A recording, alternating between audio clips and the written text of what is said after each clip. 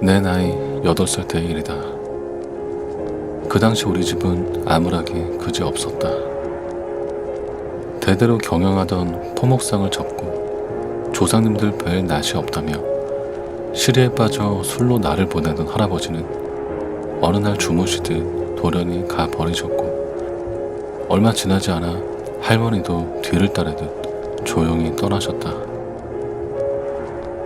늘 나를 업어주고 안아주기만 하던 다정한 할머니의 죽음에 나는 울고 또 울었다.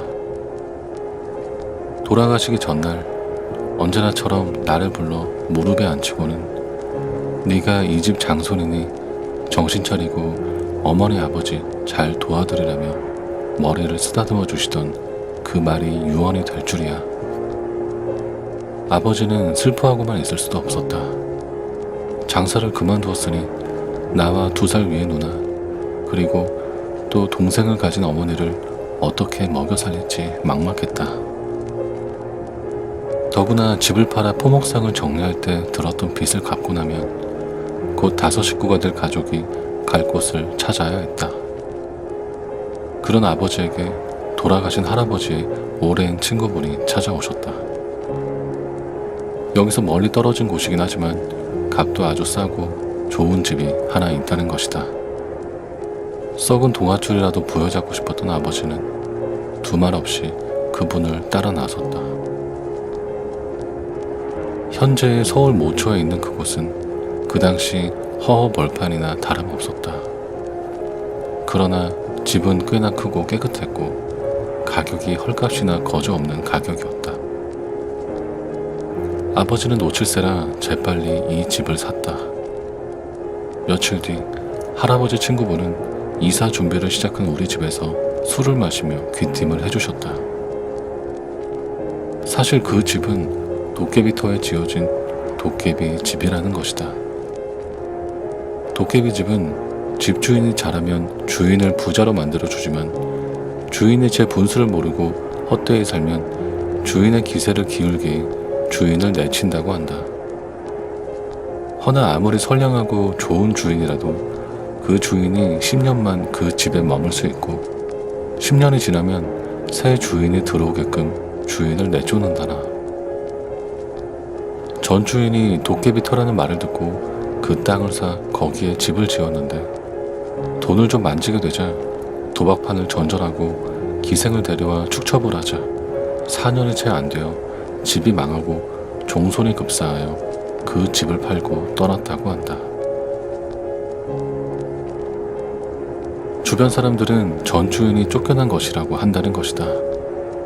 아버지는 그 말을 듣고 술김에 그저 웃기만 하셨단다. 노인의 부질없는 이야기로 흘려버리기엔 한편으로는 새 집에서 그것을 시험해보고 싶으셨다고 했다. 새 집에 오고 나서 어머니는 이상한 꿈을 꾸었다고 했다. 꿈속에서 이상하게 얼굴을 알아볼 수 없는 키가 엄청나게 크고 덩치도 큰 사람이 다짜고짜 안채 문을 열고 들어왔단다. 그러더니 어머니한테 맏며느리야, 이제 너희 집안이 실 장사는 운이 다 했으니 먹는 장사를 해라. 사람이 헐벗어도 서럽지만 굶는 게 더 서럽지 않겠니? 하더니 갑자기 여닫는 사람도 없는데 온 집안 문짝이란 문짝들이 쾅 하고 일제히 닫히더라는 것이다. 그 쾅 소리에 깬 어머니가 아버지에게 꿈 이야기를 했더니 아버지가 그렇지 않아도 밥 장사하려고 했더니만 잘 되려나 보다고 좋아하셨단다. 아직 밥 장사를 제대로 시작할 여력이 안 되어 어머니가 새벽마다 두부를 만들어 아버지가 내다 팔았는데 이상하게도 두부가 단 하루도 빠지지 않고 잘 만들어졌고 또 잘 팔렸다. 옛날에는 일일이 불을 떼어 요즘처럼 화력이 일정치 않아 자칫 끓이다 거품이라도 잘못 생기면 두부가 잘 만들어지지 않고 쉬어버리는 일이 잦았다. 그런데 새 집에 와서는 콩을 불려 두부를 만들면 백발백중, 실수하거나 상하는 일이 없이 두부가 어찌나 잘 만들어지는지 아버지는 늘 남들보다 가장 이른 시간에 장에 나가셨고 누구보다 빨리 두부를 몽땅 팔고 들어오셨다. 인근의 두부가 너무나 맛있다고 소문이 나서 우리 집에 두부 만드는 법 좀 알려달라고 아주머니들이 찾아오기도 했다.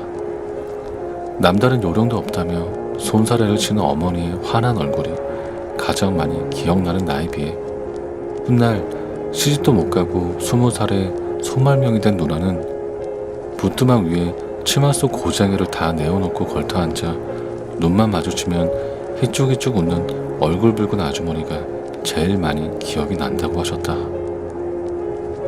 아주머니인지 할머니인지 애매한 얼굴에 부엌을 휘적휘적 돌아다니며 아무것도 들지 않은 빈 소뚜껑이며 그릇들을 수시로 만지작거리고 밥을 하거나 물을 끓이면 뜨겁지도 않은지 그 소뚜껑 위에 앉아서 벙신벙신 웃기만 했단다. 나는 나중에야 그 아주머니가 조왕신이겠느니 생각만 했다. 시간이 흘러 어머니 뱃속에서 무럭무럭 자라던 동생이 태어났다. 동생이 태어난 후 아버지는 두부 장사를 접고 본격적으로 밥 장사를 시작하셨다. 바깥에 건물을 트고 부뚜막을 하나 더 만든 뒤 그 앞으로 담장을 치고 밥상을 여러 개 놓았다.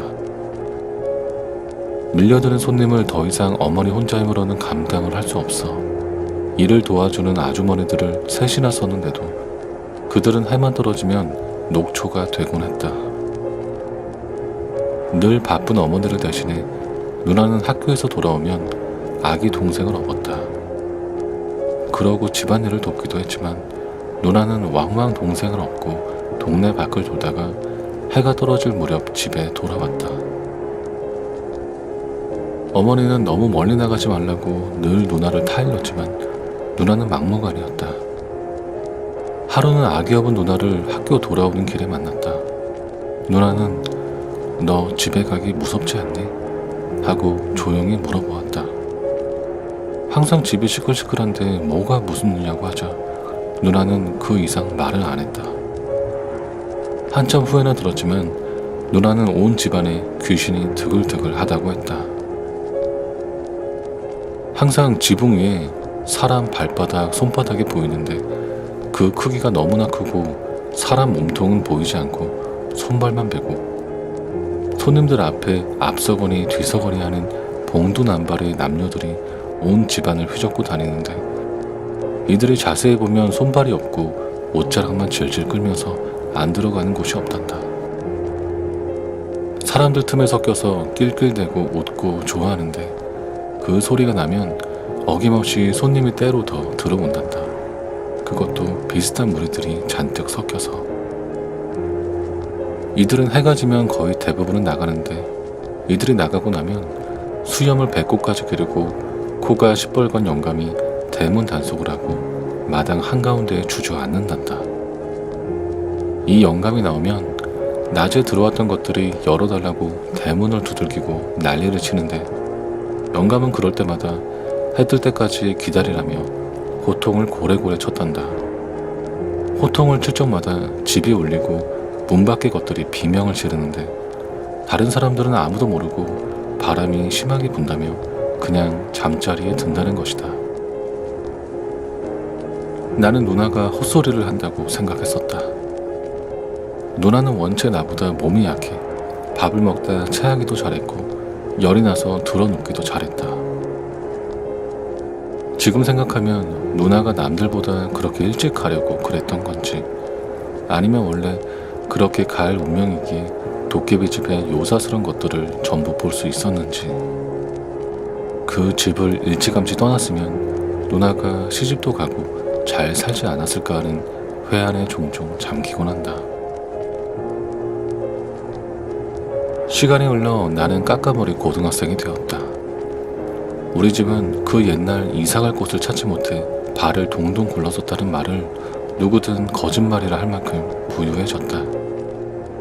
어릴 적부터 잘 먹고 잘 자란 동생은 그 나이대의 나보다 힘도 세고 키도 크고 덩치도 컸으며 또래 아이들에 비해 가진 물건이 많아 늘 골목대장 노릇을 도맡아 했다.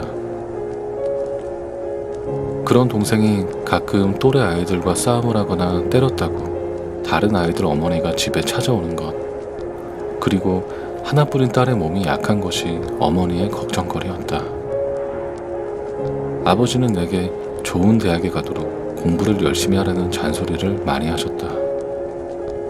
고등학교를 가지 못했거나 고등학교를 졸업하면 일을 해야 하는 친구들이 더 많다는 걸 알면서도 아버지의 공부하라는 잔소리가 싫었다. 그런데 내 나이 17이 되던 서탈 금음, 어머니는 10년 만에 괴이한 꿈을 다시 꾸셨다. 이 집에 이사온 해의 꿈에 나온 그 괴물 같은 사람이 안채로 성큼성큼 들어와 맏며느리야, 이제 보따리 싸거라. 1년이 남았어도 1년 안에 가야 한다. 멀리 가되 남산을 꼭 넘어가야만 한다. 그래야 거지들이 따라오지를 못해 라고 했단다. 처음엔 온 집안 문을 다 닫아 제끼더니 이제 문을 다 열어 제껴놔서 깨셨단다. 어머니는 모골이 송연해지셨다. 이제 이 좋은 운이 다한 것이로구나. 이렇게 잔뜩 받았으니 말을 듣지 않으면 사정없이 빼앗기리라. 그런 불안감에 어머니는 아버지에게 집을 옮기자고 하셨다. 아버지는 달랐다. 1년이 남았지 않느냐. 1년 안에 더 벌고 나가자는 것이다. 사실 아버지는 다시 포목점을 열고 싶어 했다. 할아버지가 돌아가시기 전 내 대해서 끝을 낸 게 송구스러워 저승갈 낯이 없다며 우셨던 게 가슴에 박히셨던 걸까. 밥장사를 그만두지 않아도 작게나마 포목점을 하고 싶다고 하셨다. 두 분은 이 문제로 싸우셨다. 하던 장사나 더 열심히 하자는 어머니와 이제 하던 장사는 손이 덜 가니 포목점을 같이 하면 더 잘 되지 않겠냐는 아버지. 무엇라 할 수 없는 마음에 나는 책상 앞에 돌부처처럼 앉아 책만 보았다. 그런 다툼이 이어지며 지리하게 1년이 가고 나는 18이 되었다. 이 집에 온 지 정말 꼭 10년이 넘은 것이다. 아버지는 결국 고집대로 포목점을 냈다. 작게 낸다더니 생각보다 가게는 컸다. 장에서 제일 컸다는 옛날 그 가게를 재현하고 싶었을까. 어머니는 포목점에 발길도 하지 않고 원래 하던 장사에 몰두하셨다. 또 꿈을 꾸셨단다. 안채에 들어오지도 않고 귓가에 조곤조곤 속삭이더란다. 때를 놓쳤으니 알아서 해라. 이 집 덕 볼 생각 말아라. 장독의 장이며 고깔의 쌀들이 뱃속에 들어가기도 전에 죄 똥으로 변할 거다. 라는데 끝말미에 낄끌대는 음성이 어찌나 소름 끼치는지 일어나서는 식은땀이 줄줄 흘렀다고 하셨다. 장사는 여전히 잘 됐다. 그런데 누나는 그때부터 자꾸 아프면서 더 무서워했다. 전에는 해가 지면 수염긴 영감이 낮에 들어오는 것들을 못 들어오게 막아줬는데 그 영감이 어디로 갔는지 이젠 대문을 잠그지도 막지도 않는단다. 그것들이 동이틀 무렵까지 어찌나 온 집안에서 시끄럽게 난리를 치는지 잠을 잘 수가 없단다. 그리고 그것들이 들어올 때 웬 거뭇거뭇한 것들이 섞여 들어와서는 석가래를 물어뜯고 갉아먹는데 그런 다음 날에는 꼭 누가 다치거나 와야 할 물건이 못 오거나 재수가 없다는 것이다. 어머니는 포목점이 장사도 잘 안 되는데 기껏 밥장사로 벌어놓은 돈이 그리로 자꾸 샌다며 짜증을 내셨다. 어머니와 아버지의 싸움이 일상적으로 변한 지 반년. 가을로 들어서던 초입에 누나는 감기에 걸려 눕더니 일어나질 못했다. 급성 폐렴이라고 했다. 죽기 전까지 의식을 못 차린 누나는 유언조차 남기지 못했다. 어머니는 꿈자리가 사납더니 이렇게 하나뿐인 딸을 데려갔다고 외할머니를 붙잡고 내내 우셨다. 꿈에서 푸른 저고리에 머리를 다 풀어헤친 여자들이 방에 누운 누나의 발목을 한쪽씩 잡고 질질 끌고 대문 밖으로 나가면서 깔깔 웃었단다.